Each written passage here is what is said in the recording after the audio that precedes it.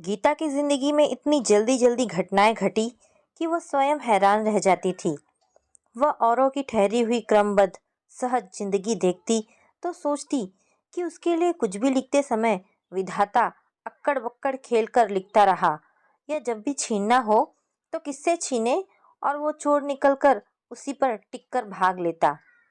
विधाता ने लिख दिया कि गीता के पैदा होते ही उसकी माँ का निधन हो जाएगा। शादी के 1 साल होते ही बेटी भी पैदा हो गई और वह 1 साल में ही विधवा भी हो गई। महज 18 साल की थी जब उसके लिए पहला रिश्ता आया। रिश्ता भी ऐसा कि पिता आलोक बाबू चकरा गए। इतना सुंदर लड़का और शहर का नामी घराना। घराना नामी है तो इसका यह अर्थ नहीं कि बच्चे बिगड़े हुए होंगे। कहीं कोई बात तो नहीं। इतना नामी घराना, बहुत सज्जन स्वभाव के सब लोग। नामी होना पैसे से ही नहीं होता। हर व्यक्ति की इज्जत भी इंसान नहीं करता, पर उस घराने का तो शहर में बेहद सम्मान है। ऐसे घर से जब श्यामलाल रिश्ता लेकर आया तो गीता के पिता आलोक बाबू श्यामू का मुंह देखते रह गए। अरे श्यामू, दिमाग तो तेरा ठीक है? कहाँ वे हवेली वाले और कहाँ हम? अरे बाबूजी, अपनी गीता बिटिया भी तो लाखों में एक है। बीच वाले देवलाल बाबू का लड़का है, पढ़ा लिखा और सुंदर। बाप के साथ ही काम कर रहा है। 2 बेटे हैं, बड़े का ब्याह हो गया है।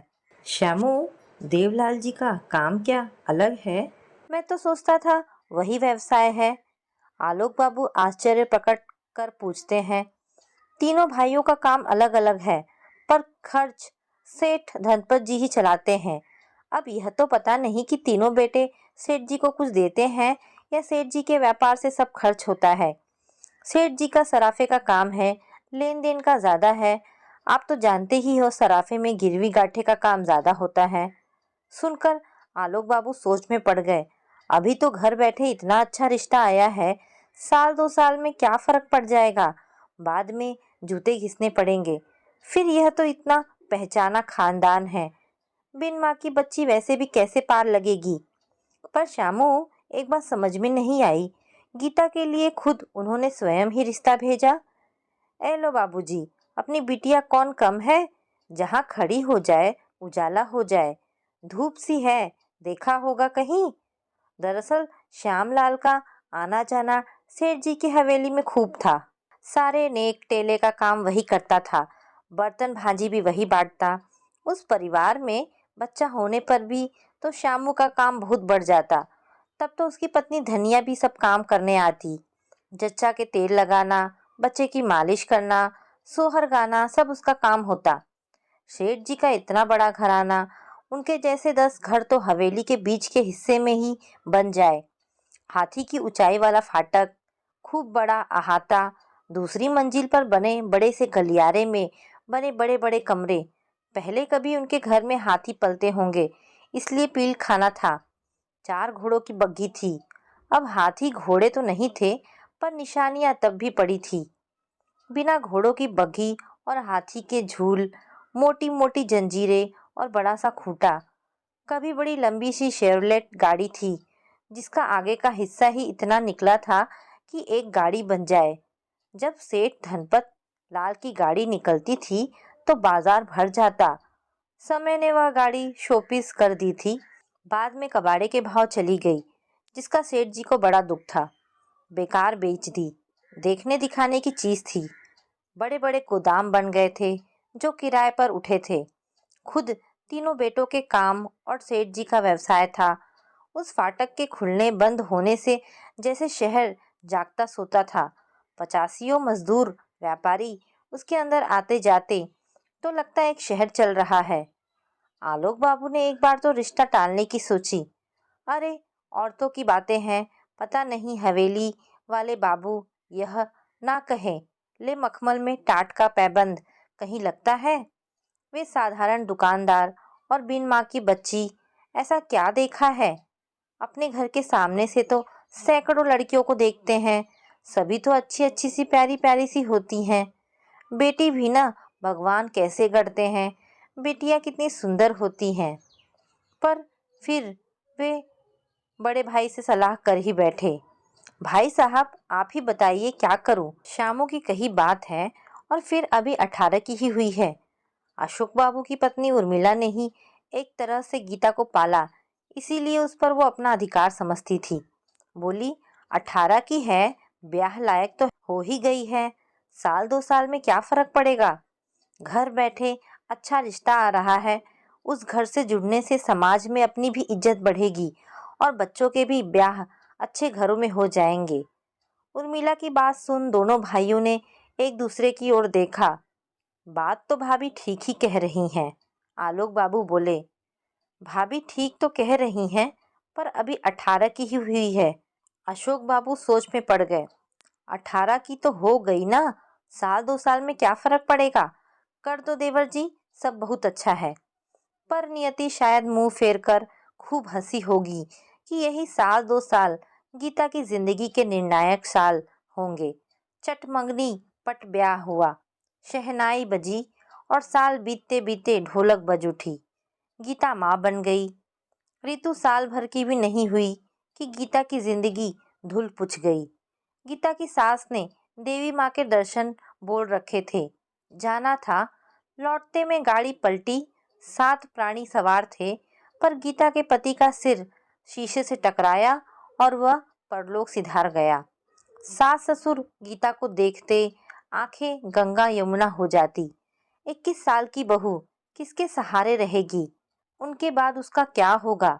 जवान बेटे की मौत ने असमय बूढ़ा कर दिया था, साथ ही जीने की कोई लालसा भी नहीं रही। मन भी बुझ गया। बस अब चिंता थी तो गीता की।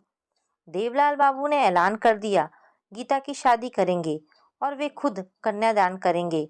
गीता आंसू भरकर सास शारदा देवी के सामने खड़ी हुई। माँ, माँ, अब मैं कहीं नहीं जाऊंगी, ऋतु है ना। उसकी बात पूरी भी नहीं हुई कि शारदा देवी बोली, नहीं बिटिया, ऋतु हमारी है, मेरे बेटे की अमानत। पर माँ, मैं ऋतु से अलग नहीं रह पाऊंगी। नहीं बेटी, अभी तुम्हारे आगे पूरी जिंदगी पड़ी है। हम लोगों का क्या है, आज है कल नहीं रहेंगे। ऋतु हमारी है, हमारे पास रहेगी। पर मैं उसके बिना। अभी वह बात पूरी भी नहीं कर पाई थी कि देवलाल बाबू आ खड़े हुए। आते आते उन्होंने गीता की बात सुनी और बोले, और गीता बिटिया, हमसे नहीं पूछोगी हम कैसे रहेंगे? हमारा तो बेटा भी गया और उसकी निशानी भी। नहीं ऋतु, मैं मुझे अपना उदय दिखता है, पर मैं भी कैसे जी पाऊंगी? गीता की आंखों से अश्रुधारा बहती रही। शारदा जी की आंख से आंसू लगातार बह रहे थे। उनकी हिचकी बंद गई। अपने रोने को रोकने की बहुत कोशिश कर रही थी। अपना पल्ला उन्होंने मुंह में घुसा लिया, फिर पलटकर दौड़ती सी रोती रोती चल दी। फिर दरवाजे के पास रुककर बोली, मुंह से एक बार कह दे ऋतु, उदय की नहीं है, मैं गोद में भी नहीं उठाऊंगी, और सीधे निकल गई। गीता ने मुंह नीचे कर लिया।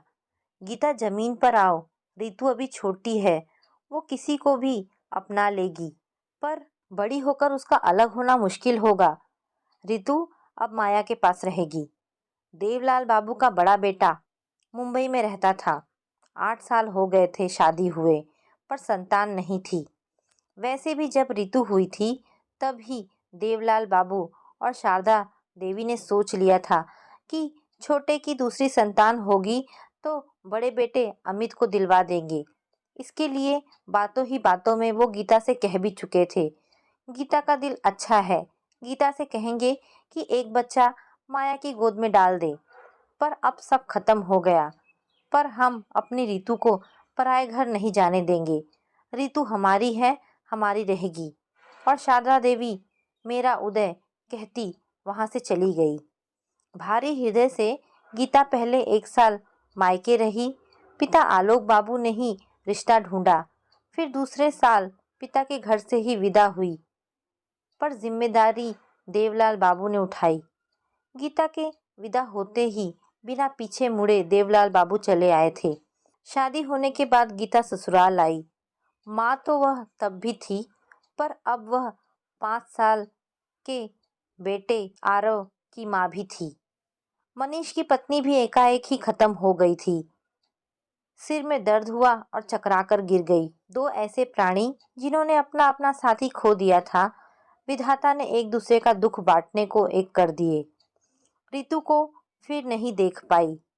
नहीं गीता, अब ये 3 साल अपनी जिंदगी से निकाल दो, बिल्कुल भूल जाओ, देवलाल बाबू ने गीता को विदा करते हुए कहा था। पर रितु को अभी वह पूरी बात भी नहीं कह पाई थी कि शारदा देवी कठोर स्वर में बोली, गीता, कहा ना भूल जाओ, सब कुछ भूलने की कोशिश करो, तब ही सुखी रहोगी। एक दिन तुम खुद ही कहोगी कि अच्छा हुआ रितु को नहीं लाई, हमारी तो आत्मा है, हमारे आंगन का नंगीना। कहते कहते शारदा देवी का गला भर आया। ऋतु में मैं अपने उदय बेटे को देखती हूँ, उसे देख देख जी लूंगी, मुझसे मेरा उदय मत छीनो। विदाई में खड़े सब उदास तो थे ही, पर सबकी आंखें जैसे बरसने लगी। खुद गीता की नई सास ने गीता से कहा, गीता, बहन जी बिल्कुल ठीक कह रही हैं, आज भावना में बह रही हो, कल उन्हें धन्यवाद दोगी। देवता लोग हैं, ऋतु उनके पास ही रहेगी। ऋतु को फिर कभी नहीं देखा, ना उसके विषय में सुना, क्योंकि उस दिन के बाद उस घर से विराम लग गया था। धीरे धीरे नई गृहस्थी में गीता रम गई। फिर रिया गोद में आ गई। अब ऋतु कभी कभी ध्यान में आ जाती, कुछ देर सोचती, फिर अपने नए वातावरण में रम जाती। उसे सोचने का समय ही नहीं मिलता था। मनुष्य रुकता है, आगे पीछे देखता है, पर समय नहीं रुकता। हर पल समय बदल जाता है और निकलता जाता है। उम्र समय की बढ़ती है, मनुष्य की तो घटती है। 20 साल का समय कदम दर कदम निकलता चला गया। आरव मुंबई में सर्विस करने लगा।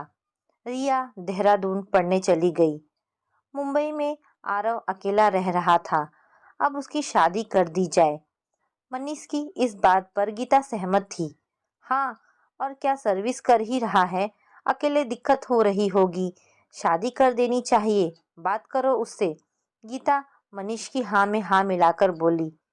आरव पापा की बात सुनकर अचकचा गया। पापा जल्दी क्या है, छुट्टी में घर आऊंगा, बात करेंगे। बात करेंगे? क्या मतलब? बात क्या करनी है?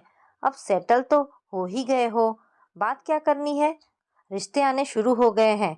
बुआ ने बताया है लड़की अच्छी है, पढ़ी लिखी है, और क्या चाहिए? अब बात क्या करनी है? पर जब हाँ हाँ पापा, हाँ हाँ पापा कहकर आरव बात उड़ा गया, तो गीता का माथा ठनका। लगता है कुछ चक्कर है, गीता बोली, तो मनीष उसका मुंह देखने लगा। जिस ढंग से कह रहा है आऊंगा, आकर बात करूंगा, इसका मतलब है कुछ चक्कर है। स्त्रियों की छठी इंद्रिय शीघ्र जागृत हो जाती है। ठीक है, अभी बुआ जी से कुछ नहीं कहना, अब आ जाए आगे तभी बात होगी। लगता है कुछ चक्कर है। चक्कर चक्कर क्या हो सकता है? मनीष ने जब उसकी ओर देखकर कहा, तो उसने माथा ठोक लिया। तुम्हारी कुछ समझ में ही नहीं आता है। जरूर कोई लड़की आ चुकी है उसके जीवन में, और सच भी वही निकला। यह रितिका है माँ, मेरे ऑफिस में ही है। माँ, आप मिलोगी तो आपको अच्छा लगेगा। अपने मोबाइल में से पतली दुबली सी लड़की की कई तस्वीरें दिखलाता हुआ बोला। लग तो अच्छी रही है, पर पर क्या माँ? उसे अटकता देखकर बोला, एक बार मिल लेना। अरे ठीक है, लड़की अच्छी होनी चाहिए, तुझे पसंद है बस, हमें क्या चाहिए, तू खुश रहे। मनीष ने बात को वहीं विराम देते हुए कहा। मनीष जानते थे बच्चों से बहस करने या पूछताछ करने से कोई फायदा नहीं। माँ बाप दुनियादारी देखते हैं तो बच्चे वर्तमान देखते हैं। बस देख, कोई बहुत अलग जाति तो नहीं है ना। पापा, किसी को किसी की जिंदगी से कोई मतलब नहीं होता है। अलग कास्ट होगी भी तो आजकल खान पान सब एक से हैं, फेस्टिवल सब एक से हैं, कोई अलग है? फिर भी मनीष ने गीता का मन पढ़ने की कोशिश करते कहा, पापा, किसी को किसी की जिंदगी से कोई मतलब नहीं है। कौन सा रिश्तेदार है जिससे आप अपनी बात शेयर कर सकते हो? कोई है? सब रिश्ते के नाम पर तो जैसे झाड़ू फिर गए हैं। एक बहन है, उसके बच्चे दोनों विदेश में हैं, और तो कोई अब दिखता ही नहीं। मामा जी को देखे ही सालों हो गए। बस होली दिवाली फ़ोन पर बात हो जाती है और तो कोई है ही नहीं। रिश्ते जुड़ने से जुड़ते हैं, एक डोरी बंधी रहती है, नहीं तो परिवार की चरखी घूमती रहती है, पतंगे उड़ उड़ कर ना जाने कहाँ चली जाती है। वैसे भी हर चरखी के साथ एक पतंग की डोरी ही बंधी रहती है। रितिका के पापा कल आएंगे। पापा, कल कह दूं आने को? जाने का समय हो रहा है, परसों तो जाना है ही। हाँ, बुला लो, कल आ जाएंगे। प्रश्नवाचक दृष्टि से गीता की निगाह उठी तो आरव बोला, माँ, मैं तो मिल चुका हूँ, आप लोगों से आगे बात करना चाह रहे हैं। ठीक है, तो लोटस गार्डन में बुला लो, वहीं ठीक रहेगा, घर में तो दिक्कत होगी। गीता सोच कर ही घबरा गई कि कैसे कल ही सारा घर ठीक करे। खाने का इंतजाम भी अच्छा होना चाहिए, प्रभाव तो ठीक ही पड़ना चाहिए। ये ना सोचे कैसे घर में बेटी जा रही है। अब इन सब झंझटों से मुक्ति चाहिए, यही अच्छा है कि रिसॉर्ट में मिल ले। गीता ने सोचा। हाँ माँ, वहीं रुक जाएंगे, मुंबई से आएंगे, उनकी फ़्लाइट 8 बजे आ जाएगी, यहाँ 10 बजे पहुँचेंगे, वहीं उनके ठहरने का इंतज़ाम करा देता हूँ। लौटने की फ़्लाइट शाम की है। गीता कभी आरव का और कभी मनीष का चेहरा देख रही थी। सारा कुछ इंतज़ाम तो पहले ही हो रखा है, वो ना पूछते तब भी सब कुछ तय है। सोच रही थी रितिका से बात कर ले, पर क्या बात करेगी? रितिका भी आ रही है क्या? वह भी बता दे, वह भी तय है क्या? आरव से हंसते हुए बोली, नहीं, अभी नहीं माँ, छुट्टी उसकी ज़्यादा हो जाएगी ना, अभी नहीं लेगी। लोटस गार्डन में बैठे रितिका के माँ बाप उन्हें आते देखकर आगे बढ़ाए, लेकिन उन्हें देखते ही गीता के कदम रुक गए। वह पसीना पसीना हो उठी, जैसे अभी गिर पड़ेगी। 20 साल के अंतराल ने चेहरों पर अनेक बदलाव ला दिए थे, पर वे अमिट चेहरे एकदम सामने आ गए। आओ गीता, आओ, कहते हुए रितिका की माँ ने उसे पकड़ लिया। आरव और मनीष चौंक उठे। माँ, आप जानती हो? आरव बोला। उसके चेहरे पर आश्चर्य और उत्सुकता से भरे भाव तिराए। गीता हाँ में सिर हिलाकर रह गई और कुर्सी के हत्थे को कसकर पकड़कर बैठ गई। फिर धीरे से, करीब फुसफुसाहट से ही बोली, क्या ये रितिका ही रितु है भाभी? हाँ गीता, और कैसी हो तुम?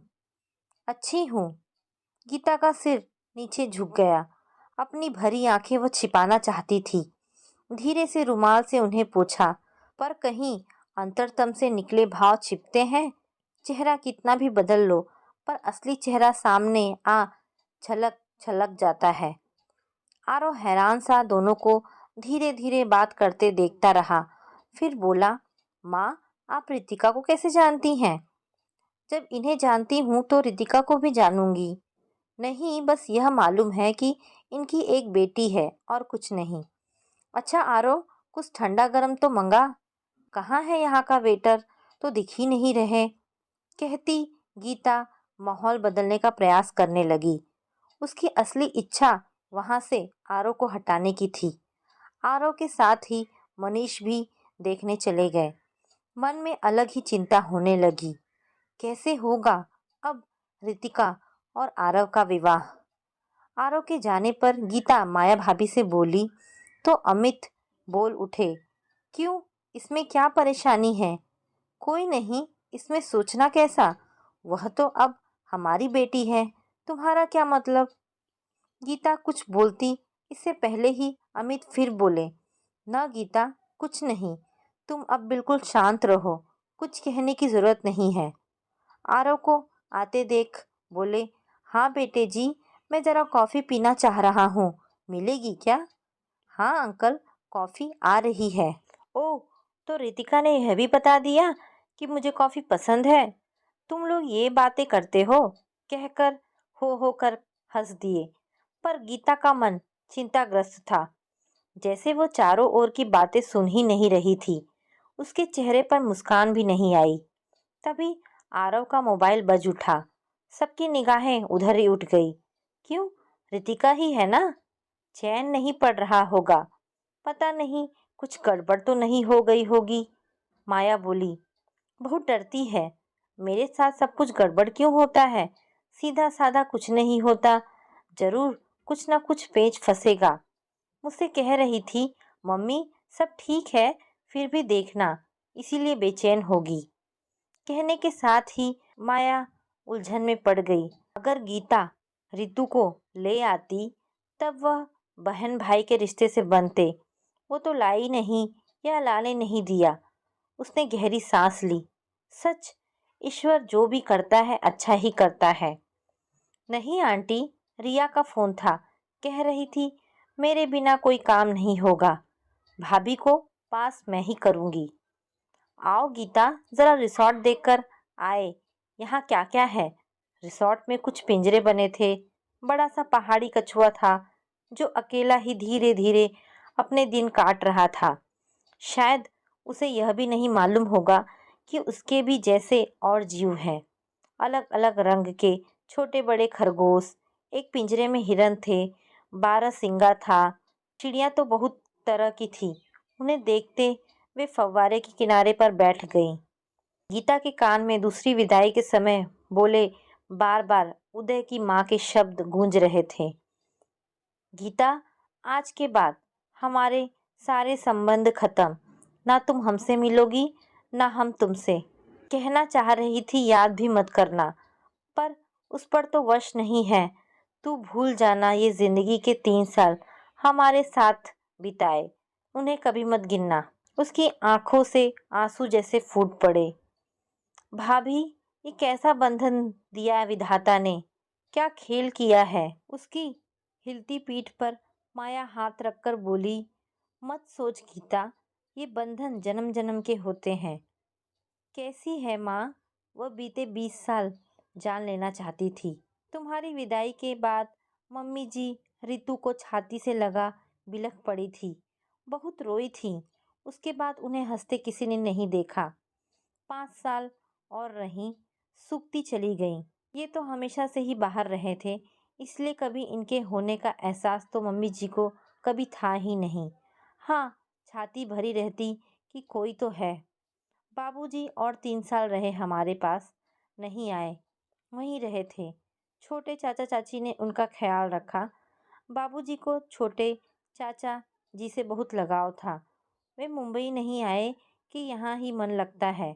अब अपनी देहरी छोड़कर कहीं नहीं जाऊंगा।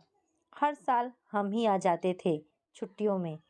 रितु से खूब बातें करते थे। सुन सुनकर गीता के आंसू रुक ही नहीं रहे थे। कुछ देर में प्रकृतिस्थ होकर बोली, भाभी, क्या यह संबंध ठीक रहेगा? गीता, भावुकता से नहीं, यथार्थ में आओ। रितु तुम्हारी बेटी नहीं है, वो मेरी बेटी है। फिर कुछ रुककर बोली, गीता, यहाँ मालूम है कि तुम्हें एक बेटी है? हाँ, यह तो मनीष जी को मालूम है, पर आप लोग उसके माता पिता हो ये अभी तक नहीं मालूम है। शायद जब बात आएगी तब समझ जाएंगे। यह तो संयोग है कि आरव और रितु की मुलाकात हुई है। यह तो मैं भी नहीं समझ पाई थी कि रितिका ही रितु है। तब एक बार भी मत सोचो गीता। भाग्यशाली हो तुम। तुम्हारी बेटी तुम्हारी गोद में वापस आ रही है। मैं भाग्यशाली हूँ कि मासी सासी नहीं, माँ ही मिलेगी। एक बार ध्यान से गहराई से सोचो। आरव के माँ बाप अलग हैं और रितु के माँ बाप अलग हैं। जब कहीं जीन्स एक नहीं है तो बहन भाई कैसे हुए? और इस बात को आगे लाओ भी नहीं, यहीं ख़त्म करो। ना मन में कोई मलाल रखो। अब रोना बंद करो और मुस्कुरा दो। कुछ देर गीता का झुका सिर झुका ही रहा, फिर झटके से उठ खड़ी हुई।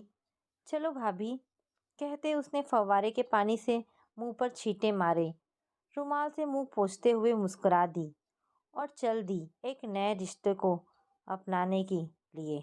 तो दोस्तों, ये कहानी यहाँ पर समाप्त होती है। आशा करती हूँ आपको ये कहानी पसंद आई होगी। अगर आपको कहानी पसंद आई है तो प्लीज़ इसे लाइक एंड शेयर करें। धन्यवाद दोस्तों।